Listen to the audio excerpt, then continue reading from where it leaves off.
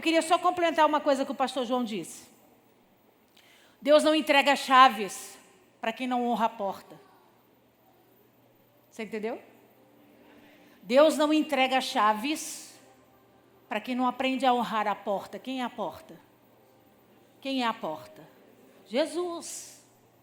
Então nós estamos durante um mês inteiro buscando encontrar as chaves para mudar, né, a história da nossa vida, mas o nosso foco tem que ser sempre aprender a honrar a porta, a cuidar da porta, a zelar pela porta, que é Cristo Jesus. Por quê? Porque eu olhando para Ele, eu cuidando dEle, eu zelando, honrando o nome dEle, todas essas chaves serão entregues para mim e para você. O princípio do coração do homem, e o que tem que arder, é o entendimento, né? A gente não vai passar de fases, a gente não vai crescer se a gente não aprender a honrar aquele que tem nos dado essa oportunidade, que é Cristo Jesus. Amém? Então, quarta-feira a gente volta à nossa clínica da alma, se Deus quiser. Sexta-feira tem a nossa viagem com o Melhor de Mim. As minhas meninas vão viajar comigo, né? Nosso final de semana de descanso, o nosso final de semana onde nós vamos aprender coisas novas, né? Em nome de Jesus. Se você ainda está nessa corrida contra o tempo, segunda-feira é o último dia, ainda tem algumas vagas. Se você ainda quiser se presentear com esse final de semana, dá uma ligadinha lá para a agência, corre para você tentar negociar a sua vaga e ir conosco em nome de Jesus. Amém? Glória a Deus por isso. Eu estou muito animada para essa noite, porque eu sei que nós tivemos algumas pessoas criaram uma expectativa em seus corações de que nós teríamos um mês de muito avivamento, de muita ministração, onde nós íamos falar de riquezas e prosperidade que o Senhor entregaria nas nossas mãos. Isso seria motivo de muita alegria, né? Mas a expectativa do coração de Deus não é nos encher de bens, é transformar a minha vida e a sua vida. Um homem transformado não perde. Um homem transformado consolida aquilo que Deus entrega para ele. Lembra da parábola dos talentos? É Deus dizendo para nós: eu não posso confiar muitos se vocês não aprenderem a cuidar de poucos. Então tudo é um processo, né? Então Deus separou 8 cultos para trabalhar o nosso interior, mexer. O pastor João ficou preocupado, falou assim para mim: pastora, a gente começa o culto, termina o culto, a igreja num silêncio. Eu falei: porque, pastor, já viu alguém apanhar dando glória a Deus? Estou acostumada com eles, estou acostumada com a cara deles, né? A gente engole seco aqui, e fica fazendo cara de paisagem para fingir que não é com a gente. Mas é com a gente sim. E Deus trabalhou, porque Deus não tem mais tempo de brincar de igreja, e muito menos de brincar de crente. Deus tem o desejo de honrar o seu povo, honrar a sua noiva, e para isso tem que partir de mim e de você, né? E hoje nós vamos terminar com chave de ouro para você entender a grande vontade do coração de Deus, em nome de Jesus. Abre a sua Bíblia comigo. Eu quero o texto de 1 João, capítulo 2.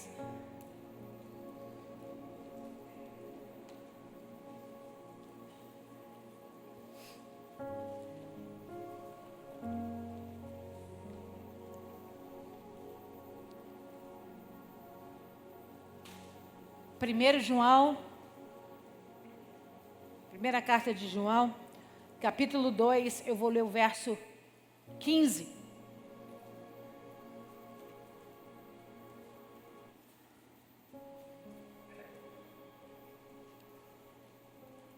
Você achou? Diga amém. Assim diz o Senhor para nós essa noite: não ameis o mundo, nem as coisas que há no mundo. Se alguém amar o mundo, o amor do Pai não está nele. Porque tudo o que há no mundo, a concupiscência da carne, a concupiscência dos olhos e a soberba da vida, não procede do Pai, mas procede do mundo. Ora, o mundo passa, bem como as suas concupiscências. Aquele, porém, que faz a vontade de Deus, permanece para sempre, eternamente. Amém. Feche os seus olhos, abaixe a sua cabeça. Poderoso Deus, em nome de Jesus, essa é a tua santa palavra. Nós estamos reunidos aqui neste lugar para ouvir falar de ti, para conhecer as tuas escrituras e nos permitir, Senhor, mudarmos para agradar o teu coração. Por isso eu me coloco atrás da cruz de Cristo, a sombra do Onipotente. Eu te peço, toma esse altar que é teu de honra e direito, ministra sobre nós, para a glória do teu nome, no nome poderoso de Jesus. Amém. Amém, amém. Você pode aplaudir ao Senhor, a Ele a honra, a glória e o louvor para sempre. Aleluia. Glória a Deus. Nós aprendemos muitas circunstâncias ao longo desse mês que nos roubam a oportunidade e o privilégio de prosperar.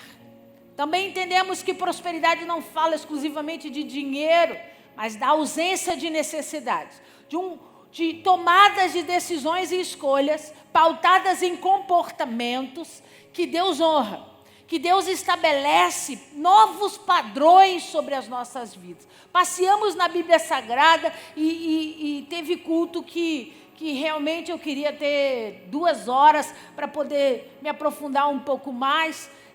Nós até conversávamos a respeito disso no grupo dos pastores, porque material não nos falta para exemplificar e testemunhar aquilo que foi dito. Mas a verdade é que a intenção era trazer para cada um de vocês uma versão, uma compreensão que é necessário uma tomada nova de comportamento.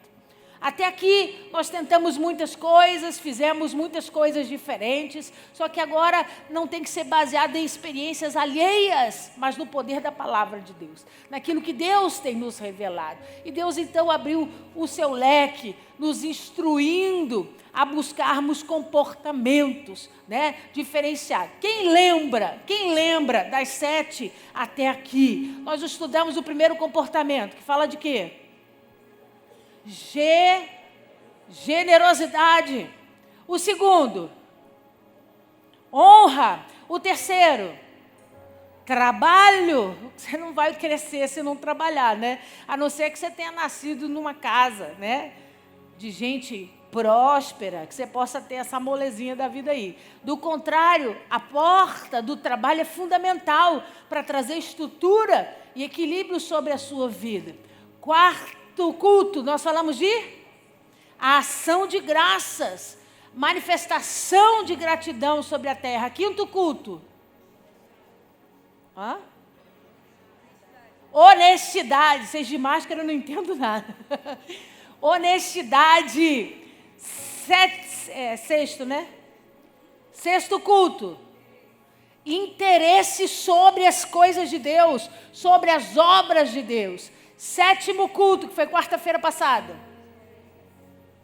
de obediência, Então nós falamos sobre um comportamento de obediência. E hoje nós vamos falar uma palavrinha um pouco complicada, que tem roubado de nós a prosperidade de Deus, mas a chave que nós vamos receber nessa noite é o amor a Deus de todo o nosso coração. A palavrinha estranha que nós vamos estudar, que é a ferramenta que tem nos defraudado, que tem nos roubado, é exatamente essa que está em 1 João, capítulo 2, que você leu aí, no versículo 16. Porque tudo que há no mundo, há concupiscência. Quantos aqui nunca ouviram essa palavra? Pode levantar a mão. Isso. Concupiscência, ele diz, da carne, concupiscência dos olhos e a soberba da vida não procede do Pai, mas procede do... Então nós vamos entender o que é concupiscência. O que esse termo significa, Eu tentei o dicionário, mas abandonei, porque ficou mais difícil, do que o original. Então eu busquei o original para você, põe para mim, por favor. A concupiscência no Antigo Testamento.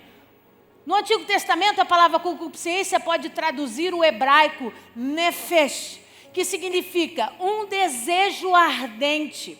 Então vamos entender uma coisa, toda vez que você lê a palavra concupiscência na Bíblia Sagrada, você vai traduzi-la imediatamente por um desejo ardente, um desejo profundo. Isso vai facilitar o seu entendimento. Nesse sentido, o termo original é aplicado em Êxodo 15:9 para se referir à ambição do exército do faraó em alcançar e destruir o povo de Israel. Então tem um exemplo para nós desse termo no Antigo Testamento, em Êxodo capítulo 15, verso 9.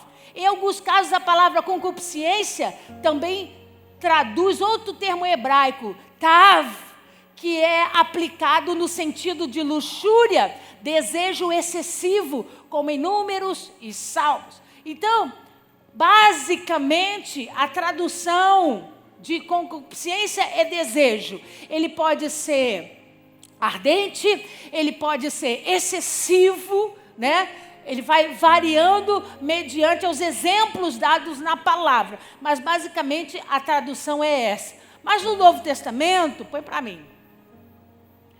No Novo Testamento, concupiscência traduz com frequência o grego. Aí o grego eu não quero saber não. Que também é aplicado em diferentes contextos. No livro de Apocalipse, João utilizou esse termo para se referir à ânsia dos negociantes em contabilizar seus lucros. Então, no Novo Testamento, nós vamos encontrar muitas vezes a palavra concupiscência falando de ânsia, de uma busca radical, né? De todo um esforço envolvido para a conquista de. Você está entendendo? Diga amém.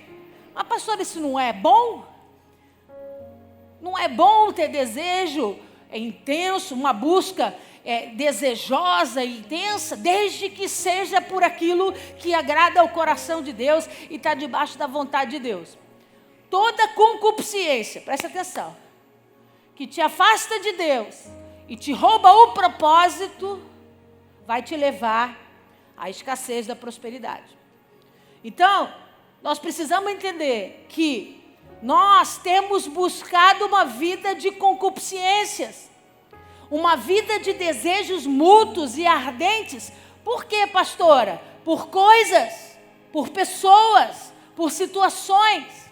E nós vamos estudar isso com carinho. E essas 3 etapas tem enfraquecido o corpo de Cristo, a igreja do Senhor, para receber aquilo que Deus tem.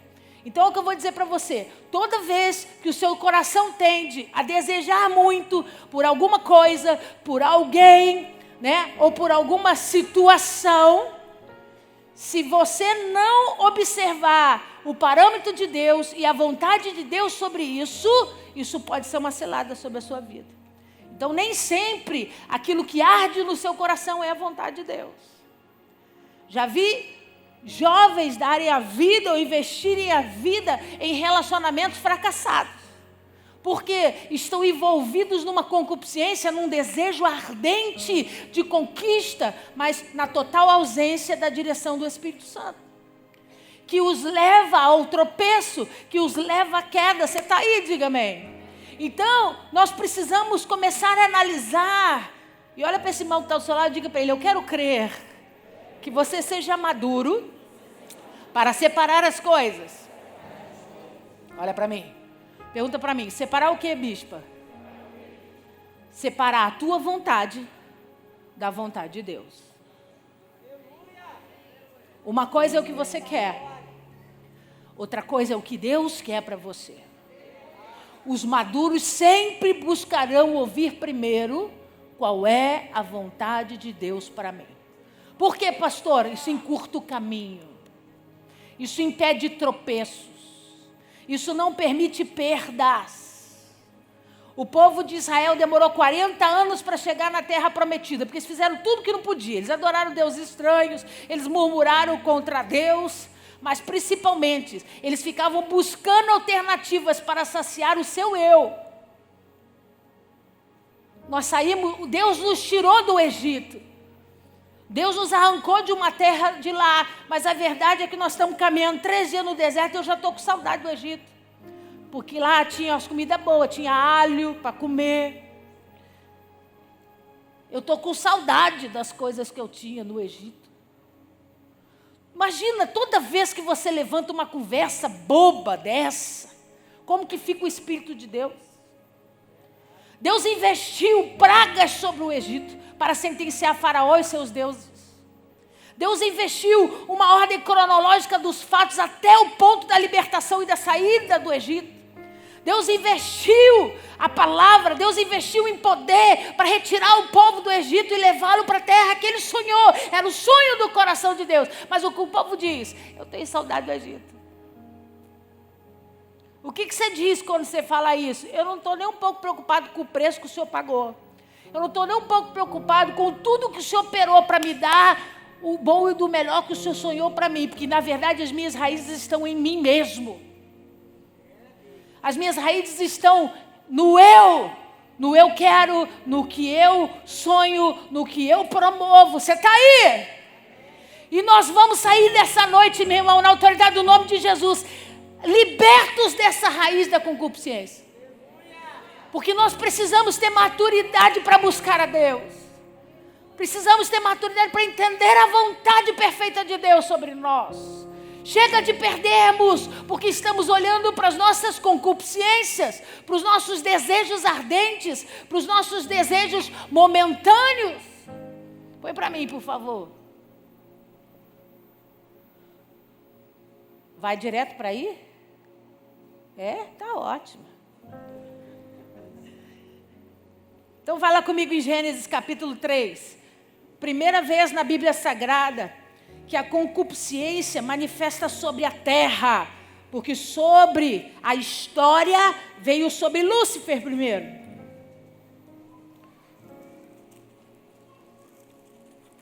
Por quê, pastora? Porque o Lúcifer foi tomado de um desejo profundo de ter, de ser e de experimentar aquilo que não cabia a ele. Ele foi o primeiro personagem a ser picado, né, por esse bichinho. E o segundo está aqui em Gênesis capítulo 3. Lê comigo, por favor, a partir do verso 6. Vendo a mulher que a árvore era boa para comer, sublinho comer, agradável aos olhos, sublinho os olhos, e árvore desejável para dar entendimento, sublinho o entendimento. Tomou-lhe do fruto e comeu e deu ao marido e ele... Então a concupiscência é dividida em 3 partes. A primeira, concupiscência da carne. O que é a concupiscência da carne? Olha aqui. É o abraço ao imediatismo, satisfação pessoal e momentânea, toda e qualquer carnalidade. Então, tudo aquilo que você faz e que você promove para ter em troca, correspondido um seu desejo mútuo, momentâneo, direto, é considerado concupiscência da carne. Então, você faz qualquer negócio. Olha o que a Eva fez. Olha o que está escrito aí. Vendo que a árvore era boa para... Eu vou comer. Desejo momentâneo. Eu quero matar minha fome. É boa de comer. Entrou sobre ela um desejo. Um desejo por algo momentâneo. Eva não colocou na balança a vontade de Deus. Eva não colocou na balança o sonho de Deus para eles. Ela foi tomada por escolhas errôneas, baseadas em desejos. Primeiro desejo, de comer, concupiscência da carne. Segundo desejo, está escrito aí, agradável aos... Concupiscência dos olhos, nós vamos estudar mais na frente. Desejo pelo que ela viu, né? Ela observou a situação e ela entendeu que aquilo era o melhor para ela. E o texto continua dizendo, a árvore desejável para dar entendimento, ou seja, ela ia mudar de posto. Ela ia sair de um posto onde ela não tinha entendimento sobre alguns fatos e ia passar a ter entendimento. Então, a soberba da vida fala sobre a mudança, né? A decisão de ser, a decisão de ser visto, a decisão de ser promovido. E nós vamos enxergar isso. Então, a primeira vez que a concupiscência, nessas 3 categorias, toma o homem, é em Gênesis capítulo 3, verso 6. Ela entra pela carne, ela entra pelos olhos e ela entra pela soberba da vida e encontra a Eva fragilizada. E mediante a concupiscência, Eva abre mão da vontade de Deus, Eva abre mão do propósito de Deus e se entrega ao desejo ardente. Você está aí? Diga amém. Vamos ver um exemplo, caro, da concupiscência da carne. Gênesis 25, do verso 30 ao 34. E disse Esaú a Jacó: deixa-me, peço-te, comer desse guisado vermelho, porque estou cansado. Por isso se chamou Edom. E disse Jacó: vende-me hoje a tua primogenitura. E disse Esaú: eis que estou a ponto de morrer, para que me servirá a primogenitura? Então disse Jacó: jura-me hoje. E jurou-lhe, e vendeu a sua primogenitura a Jacó. E Jacó deu pão a Esaú e o guisado de lentilhas, e ele comeu e bebeu, e levantou-se e saiu. Assim desprezou Esaú a sua... Olha o que Esaú fez. Ele chegou do trabalho cheio de fome. Ele não queria cozinhar. Ele queria comer a primeira coisa que tivesse pronta na frente dele. Então, Jacó tinha um guisado, uma sopa de lentilhas, né? E quando ele vê aquela sopa, ele diz: eu quero, me dar. Aí Jacó falou: não vou te dar. Aí ele falou: mas eu quero muito. Olha aí, eu desejo ardentemente comer.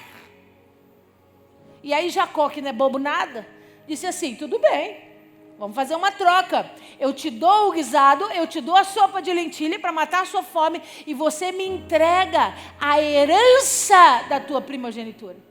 Você me entrega a vontade de Deus sobre você. Você me entrega a bênção de Deus sobre você. Você está aí? Aí o que ele faz? O que Esaú faz? Ok, eu só quero comer. Eu só quero matar o meu desejo ardente. E ele come daquela sopa. E ele jura a Jacó que agora, diante dos homens, ele não seria mais o primeiro. Ele entrega o dom, ele entrega o direito, a honra da primogenitura para Jacó. Então observa como a concupiscência da carne destruiu a vontade de Deus sobre alguém. Porque ele desejou algo momentâneo, ele desejou algo por um prazer agora, ele não pensou no dia de amanhã. Vira para esse irmão que está ao seu lado e diga para ele: toda vez que você busca um desejo momentâneo, você está abrindo mão de toda a vontade de Deus sobre a sua vida. Você está aí? Diga amém. Você está entendendo? Então vamos lá. Põe para mim. Concupiscência dos olhos. O que é concupiscência dos olhos? Cobiça, conquistas materiais, ambição, não do ser, mas do ter, desejo. Então a concupiscência dos olhos, ela vai mover você a um nível de ambição onde você está disposto a fazer qualquer coisa para ter. Então você está disposto a se vender, você está disposto a quebrar princípios, você está disposto a desobedecer, porque você quer ter alguma coisa, ter um lugar, ter algo que mexa interiormente com você, diretamente. Isso vai entrar pelos seus olhos, por isso que chama concupiscência dos olhos, a ambição. Vamos ver um exemplo disso? Põe para mim, por favor. Josué 7:1. E transgrediram os filhos de Israel no anátema, porque Acã tomou do anátema, do que era amaldiçoado, e a ira do Senhor se acendeu contra os filhos de Israel. Quem lembra do pecado de Acã aqui? A Bíblia conta para nós que Josué invade Jericó. E Deus diz para Josué: eu estou dando a vitória a vocês. Os muros de Jericó vão cair. A cidade vai se tornar uma cidade tranquila para vocês tomarem posse. Nada vai ser empecilho para vocês conquistarem Jericó. Mas eu preciso pedir uma coisa para vocês. Não peguem os despojos. Não coloquem a mão no ouro, na prata, nas riquezas que vocês encontrarem em Jericó. Tudo que vocês encontrarem lá foi amaldiçoado pelo Senhor. Mas quando Acã passa pela experiência, eles dão voltas na cidade, toca o chofar, a muralha cai, a muralha entra por dentro da terra, eles entram andando e tomando posse de Jericó, a cidade completamente rendida, exatamente como Deus havia falado. E eu fico indignada com isso, porque Deus tem entregado promessas gloriosas para a vida de muitos aqui. E Deus cumpre exatamente aquilo que Ele falou. E Deus dá orientações para serem feitas. E essas orientações têm sido largadas de mão por conta de cobiça. Essas direções têm sido jogadas fora. Não tem valido nada por causa de desejos. Pelo ter. E Deus falou, não meta a mão no que é impuro. Eu não quero vocês roubando despojo, porque o despojo era legal. Depois que você vencia uma guerra, você podia pegar o despojo. Era legal, fazia parte da guerra. Mas em Jericó Deus disse, eu não quero. Mas Acã olhou, viu ouro, viu prata.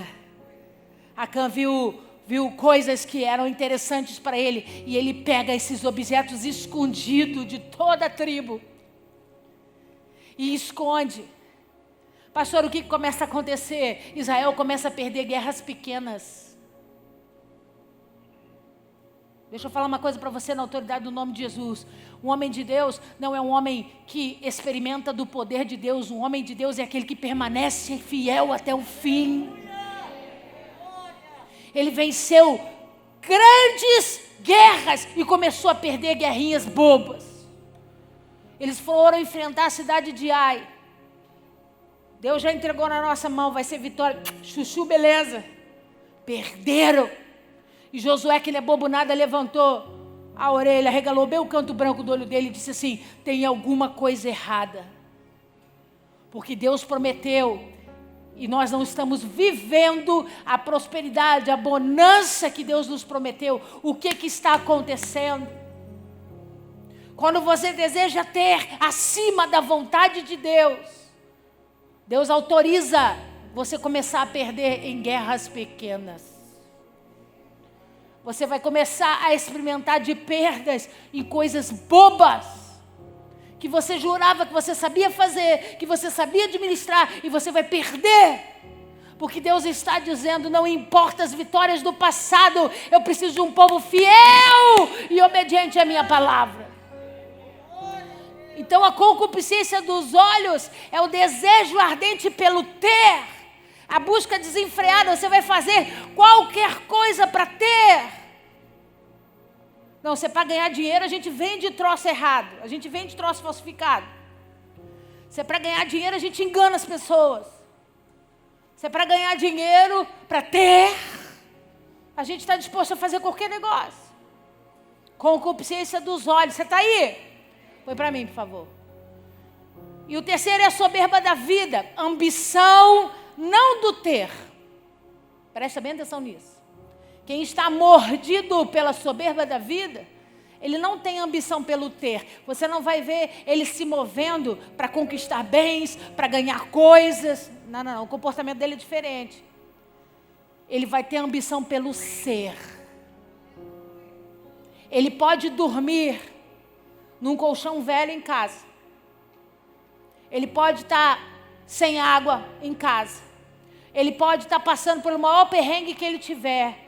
Mas ele vai chegar aqui e vai mostrar para você que ele é um ser inabalável.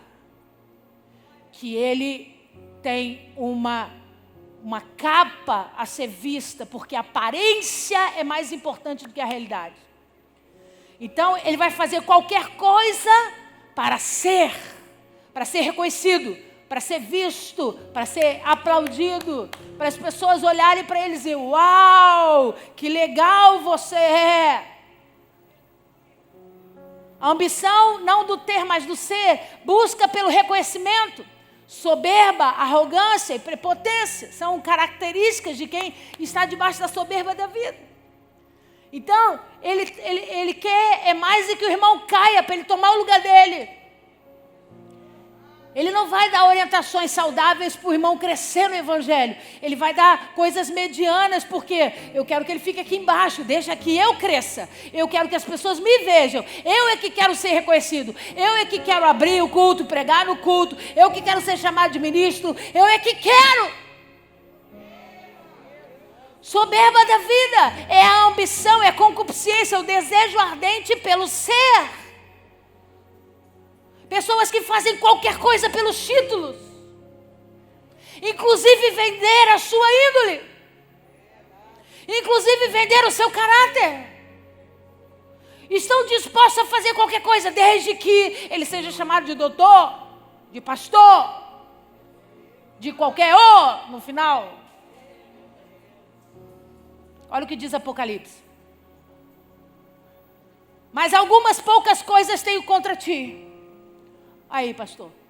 Porque tens lá os que seguem a doutrina de Balaão, o qual ensinava Balaque a lançar tropeços diante dos filhos de Israel, para que comessem dos sacrifícios da idolatria e se prostituíssem. Balaão, um dos grandes profetas de Israel, homem de Deus. Mas ele começou a observar que ele podia tirar vantagem nos erros, em algumas situações, e ser promovido pela autoridade dessa terra. Então ele chama Balaque e diz para Balaque assim: nós podemos fazer coisas para ser visto diante dos homens e ser reconhecido diante dos homens. Não importa o que diz Deus. Então, nesse texto exclusivo, ele fala que eles então se envolvem com sacrifícios e coisas que Deus tinha proibido eles de comerem. Ele coloca Balaque numa situação onde eles sobem no alto do Nebo. Quando você for comigo na Jordânia, eu vou levar você lá. E ele diz: olha a terra, levanta e profetiza contra Israel. E aí Deus fala com ele, ninguém pode amaldiçoar o que eu abençoei. Você pode tentar fazer qualquer coisa para agradar homens. Você pode tentar fazer qualquer coisa para crescer em título. Mas deixa eu te contar alguma coisa. Ninguém toca num fio do ungido do Senhor. Ele disse para Balaque: pode parar. Pode parar. Porque Balaão se vendeu. Balaão vendeu a unção. Balaão vendeu o chamado. Balaão vendeu o seu posto de profeta para agradar homens na terra. Eu não quero homens como Balaão. A soberba da vida tem feito grandes líderes serem destruídos porque querem se coligar a homens importantes da terra. Eu devo respeito à autoridade. Mas, amigo, vamos entender uma coisa na autoridade do nome de Jesus. Autoridade nenhuma humana pode se colocar acima, se sobrepor ao nome de Jesus e à palavra do Senhor. Quando eu desejo ser mais do que qualquer coisa, eu estou envolvido com a soberba da vida. Muda para mim, por favor. Então eu fiz uma regrinha para facilitar você a ler a Bíblia. Concupiscência, desejo ardente. Se ela é da carne, é um desejo ardente e momentâneo. É para hoje, é para agora. Ah, pastor, eu não resisti não. Ele estava tão cheiroso. Pastora, diante do Espírito Santo de Deus, eu não tinha programado nada na minha cabeça. Mas aconteceu. Por quê? Porque a concupiscência da carne é um desejo ardente e momentâneo. É agora, é agora. Amanhã a gente vê como é que fica. Amanhã a gente resolve. Concupiscência dos olhos, desejo ardente pelo ter. Meu irmão trocou de carro, eu também vou trocar. Mas você tem como trocar? Não tenho não, mas vou resolver. A gente aluga o carro e finge que comprou. A gente chega de carrão, as pessoas vão achar que a gente comprou, é alugado. O importante é elas acharem que a gente tem. Concupiscência dos olhos. Concupiscência pela soberba da vida. Desejo ardente pelo ser. Eu quero ser pastor. Eu quero ser o líder. Eu quero ser o principal. E a minha pergunta para você nessa noite é: qual é a vontade de Deus? Qual é a vontade de Deus sobre esse teu desejo momentâneo? Qual é a tua vontade? Qual é a vontade de Deus sobre esse teu desejo de ter? Que faz você agir de forma errada, se comprometer com coisas ilegais. Qual é a vontade de Deus sobre a ambição que você tem de ser alguma coisa? Você já perguntou para Deus se Deus quer que você seja pastor? Você já perguntou para Deus se Deus quer você no louvor? Se Deus quer você como liderança de alguma coisa?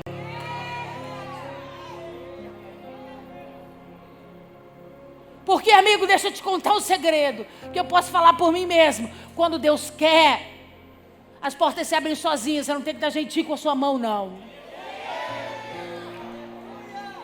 Se Deus quer você, Ele vai fazer.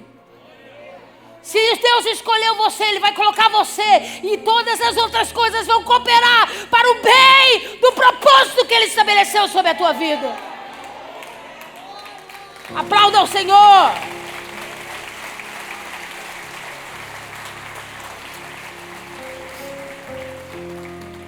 Vou avacalhar tudo agora. É por isso que eu não creio em história de missionário que passa fome. Porque se Deus te chamou para ser missionário, a Bíblia diz que Ele supre. Se não está sofrendo para tudo, e observa se é você que quer ou se é a vontade do Senhor. Pastora, Deus me enviou. Deus me enviou numa obra grandiosa aí que eu tenho que rodar o Brasil inteiro, tenho que fazer muitas coisas, mas a peleja é muito grande. Falta dinheiro para isso, falta dinheiro para aquilo. Vou te avisar já, Deus não te enviou nada. Que se Deus te enviasse, no mesmo dia chegava alguém dizendo: toma aqui a passagem. Você ia chegar lá, ia ter outro que ia dizer: toma aqui de volta. Deus nunca deveu nada a homem nenhum. O problema é que nós estamos mordidos pela soberba da vida. A gente quer ser. E a igreja está perdendo a oportunidade de viver o grande propósito que Deus tem para ela. Por quê, pastora? Porque a gente está brigando para ser. Quem é? Quem é o certo? Quem tem a verdade? Quem é que está debaixo da razão? Enquanto Deus está olhando, está dizendo assim: um bando de gente sofrendo por um desejo ardente e errado. Eu nunca pedi para estar aqui, irmãos. Eu nunca sonhei com isso aqui para a minha vida. Quando Deus quer, Ele traz você de trás das malhadas para ser rei, mesmo você não querendo ou nunca tendo pensado nisso. É por isso que algumas pessoas têm dificuldade de me engolir. Que ao contrário delas, que ficam mostrando atestado de que elas querem muito, eu sempre disse que eu nunca quis. E eu estou aqui debaixo de obediência, de amor e de temor ao Senhor. Essa é a diferença de quem entende o propósito para quem quer cumprir os seus próprios desejos. Muda para mim, por favor. Deixa que eu vou ler essa depois. Pastor, o que nós temos que fazer para virar essa chave? Você precisa aprender a amar a Deus. Por que, pastor, aqui isso envolve o amor a Deus? Porque o amor a Deus vai ser o freio da sua carne. Quando você ama verdadeiramente, você não trai. Quando você ama de verdade, você busca os interesses do outro. Quando você ama de verdade, você para ouvir ao invés de ficar só falando. Quando você ama de verdade, você tem cuidado pelo outro, tem zelo pelo outro. E Deus está implorando a igreja para amá-lo na sua essência. Porque quem ama a Deus não cai em ciladas como essas. Por quê, pastora? Porque quando essas ciladas aparecerem, você vai dizer assim: eu não posso fazer isso. Eu não posso trocar a minha primogenitura por um prato de lentilha, porque a primogenitura foi um presente de Deus para a minha vida. E por mais que eu esteja morrendo de fome, por mais que eu esteja cheia de desejo, eu não vou cair nessa cilada. Quem ama a Deus consegue colocar a vontade de Deus como prioridade. Qual a vontade de Deus para a minha vida? O que Deus quer de mim? Então, se Deus me der o sim dele, eu vou. Se Deus me der o não dele, eu não vou. Que bobo você, está todo mundo indo, todo mundo ganhando dinheiro, todo mundo crescendo, todo mundo evoluindo. Pois é, mas Deus não falou com eles, Deus falou comigo. E eu não vou negociar o meu padrão de amor a Deus. Vai lá comigo, por favor. É Marcos, capítulo 12.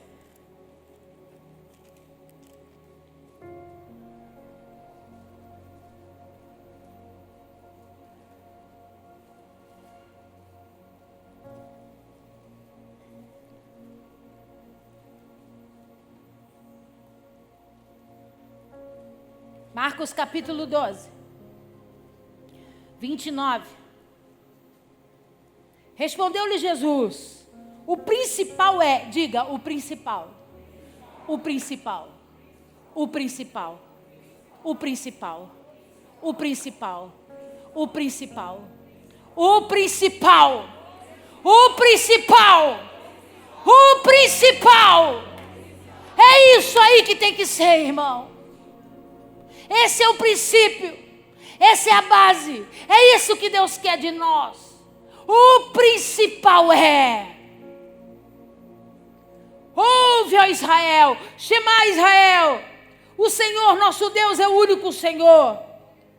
Amarás, pois, o Senhor Deus de todo o teu coração, diga, de todo o coração, de toda a tua alma, de todo o teu entendimento e de toda a tua força.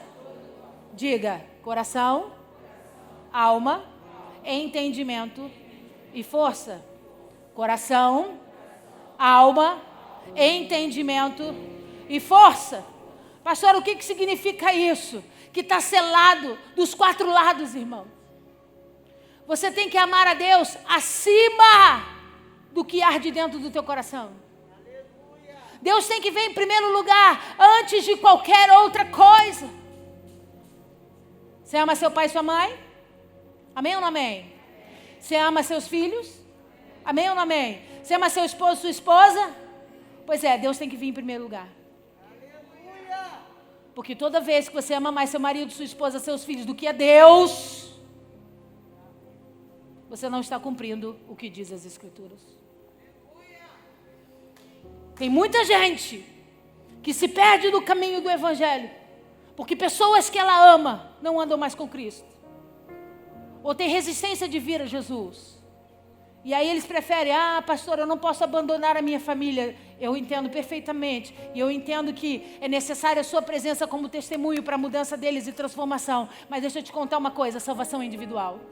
Aleluia! Se você não vier buscar por você, ninguém vai vir. Tem que amar a Deus de todo o seu coração. Ele precisa estar acima de tudo. Eu brinco com a história do Flamengo, mas a minha maior raiva é você trocar a ceia pelo Flamengo.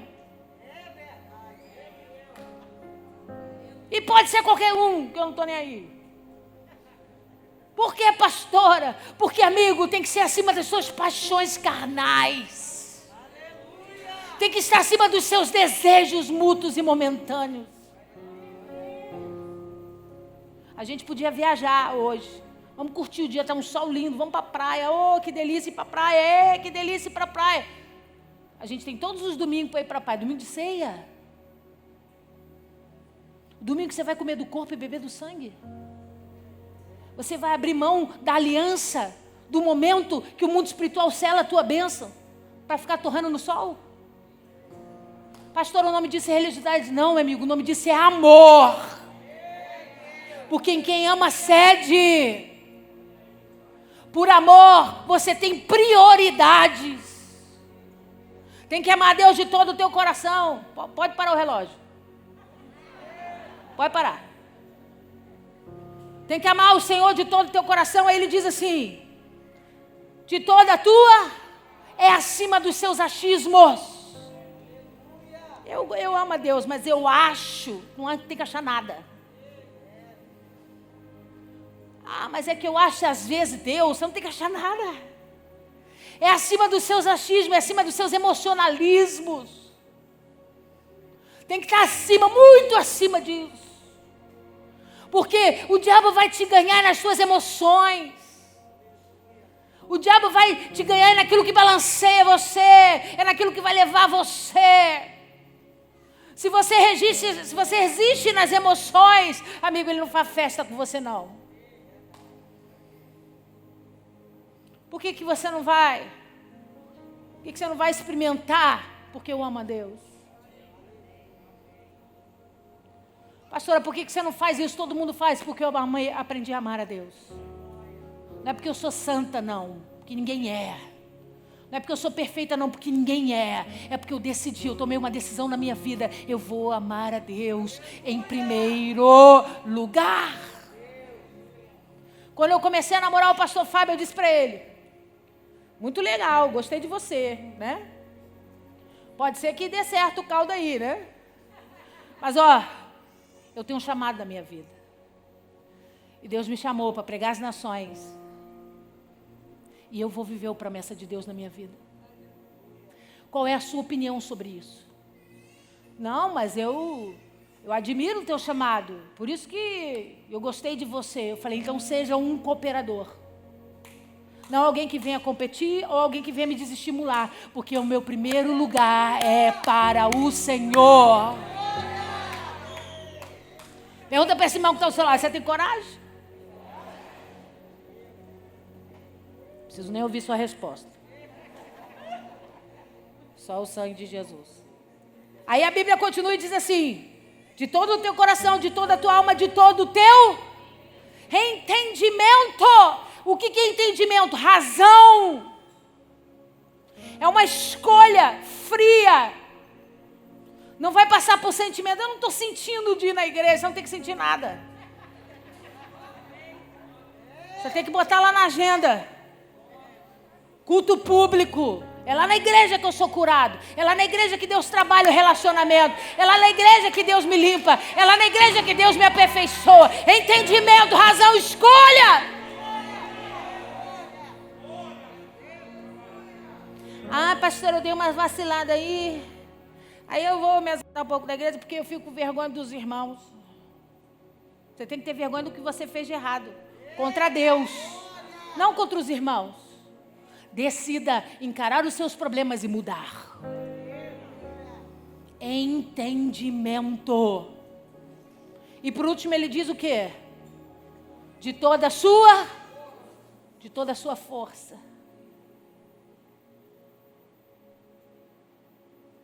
Pastor, eu estou tão desanimado. Levanta.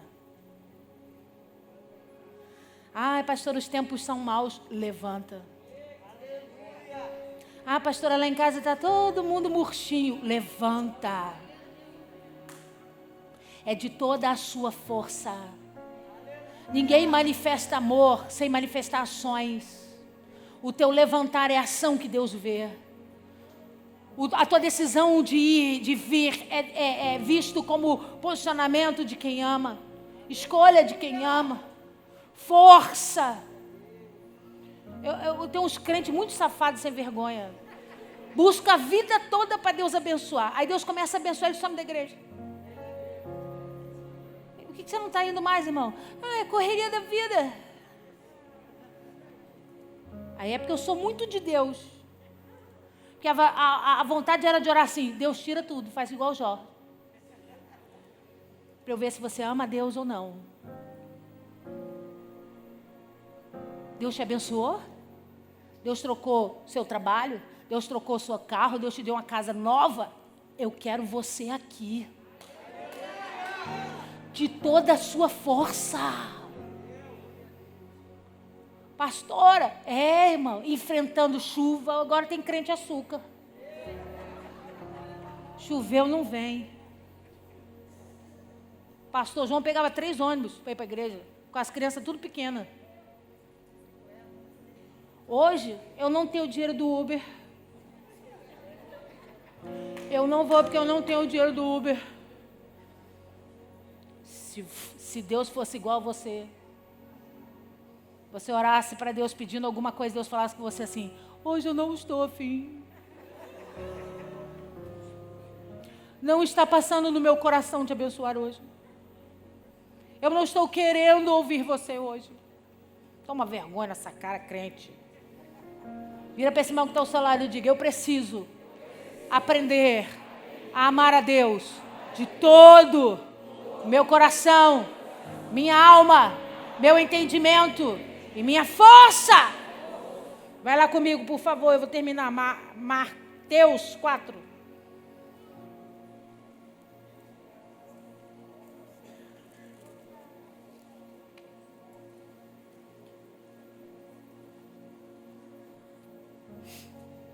Quem ama não negocia.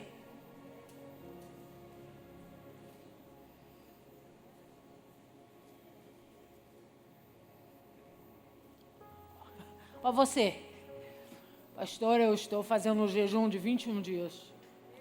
Porque Deus falou comigo que eu preciso fazer um jejum de 21 dias. Aí tem um aniversário da irmã. Lá na pizzaria. Aí você diz assim para Deus: eu vou quebrar o jejum hoje, Jesus, mas amanhã volta tudo ao normal. Oi?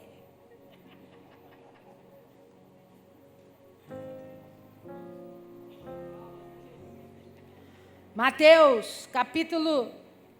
É Marcos. Ih, gente, não, é Mateus mesmo. Mateus 4, verso 1. Olha o que Jesus fez. A seguir foi Jesus levado pelo Espírito ao deserto para ser tentado pelo diabo. E depois de jejuar 40 dias e 40 noites, teve... Diga comigo, concupiscência da carne. Ele teve fome.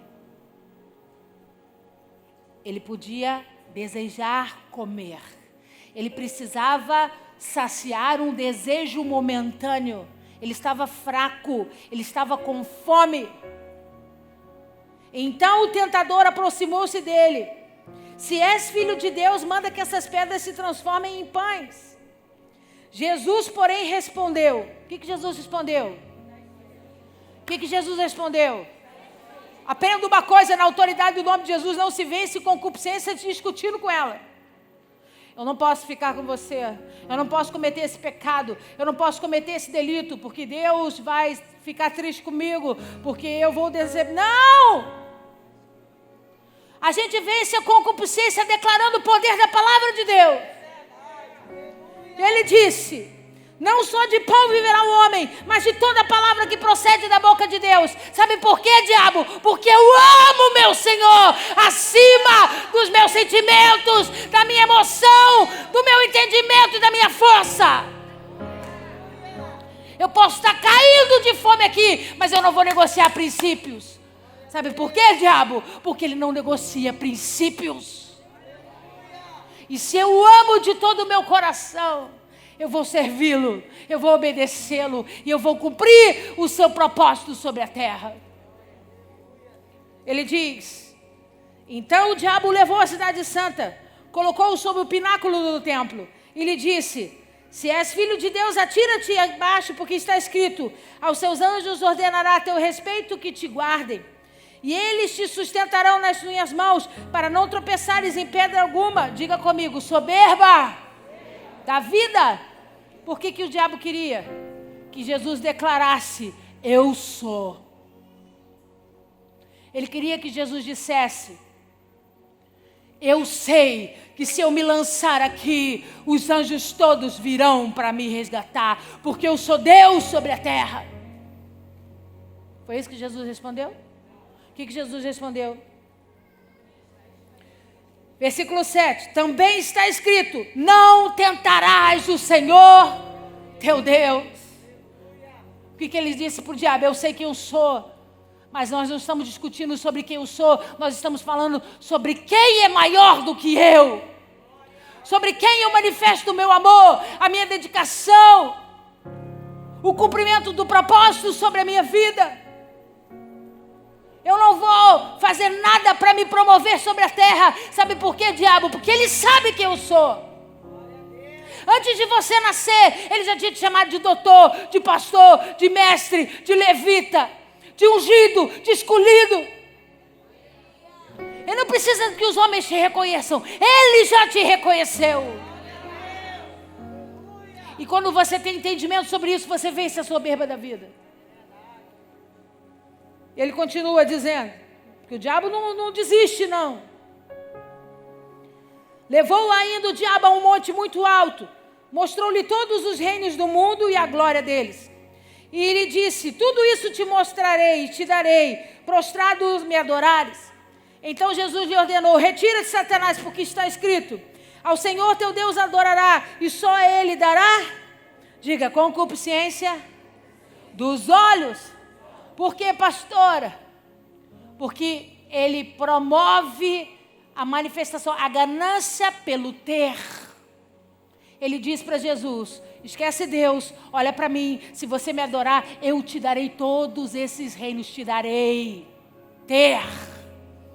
Você vai ser rei, você vai ser dono sobre todos os outros reinos. Você está disposto a abrir mão de ofertas que o diabo te entregar para você não seguir a Jesus?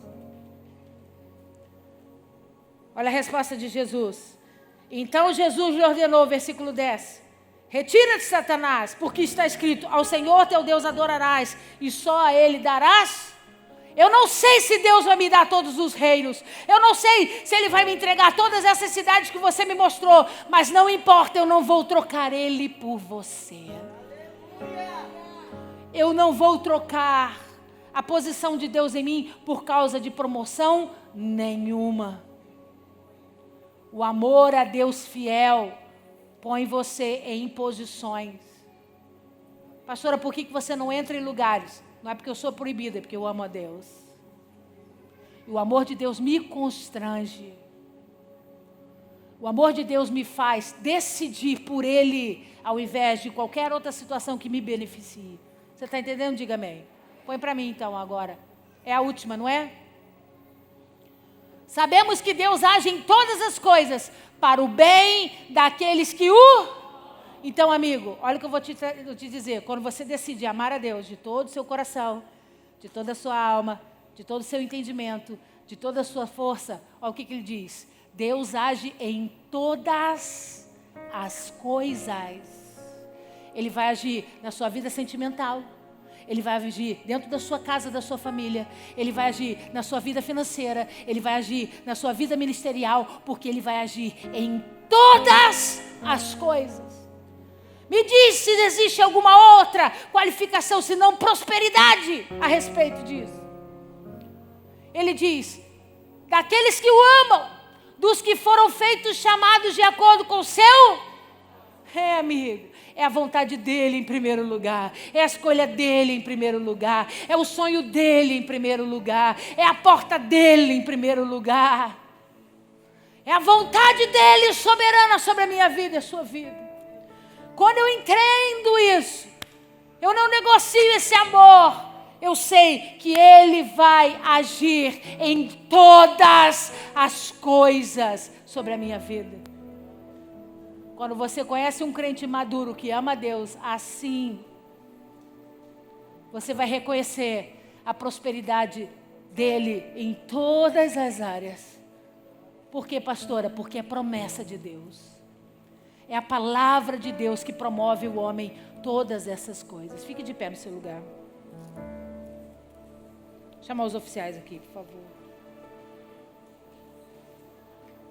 Pastora, que chave que eu vou receber essa noite? A chave do amor a Deus.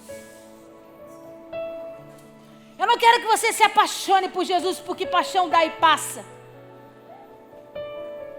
Eu quero que você o ame.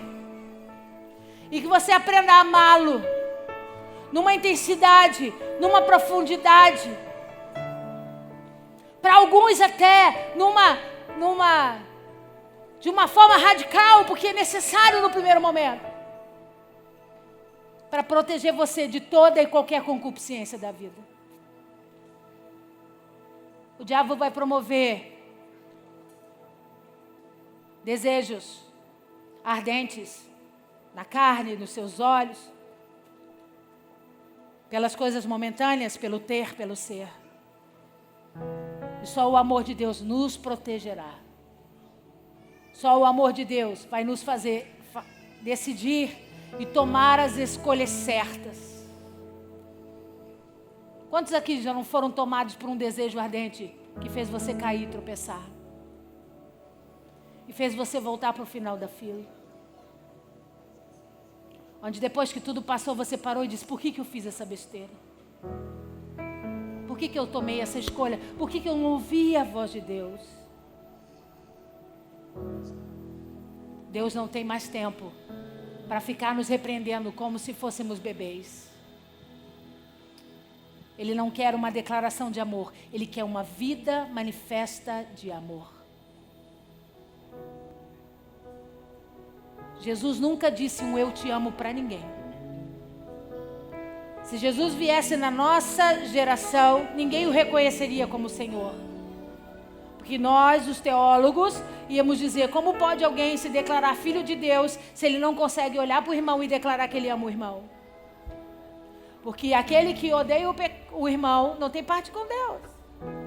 E como que ele vai viver numa vida em comunhão se ele nunca declarou eu te amo para ninguém?